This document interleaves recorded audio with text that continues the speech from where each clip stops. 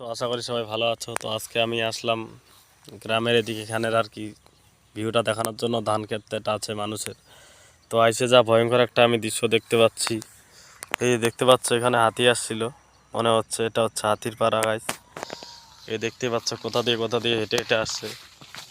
এই গেল রাত্রে হাতি আসছিল এখান দিয়ে, অনেক বড় হাতিটা ছিল মনে হয়। দেখতেই পাচ্ছ, দেখছো পাড়া দেখতে পাচ্ছ এগুলা।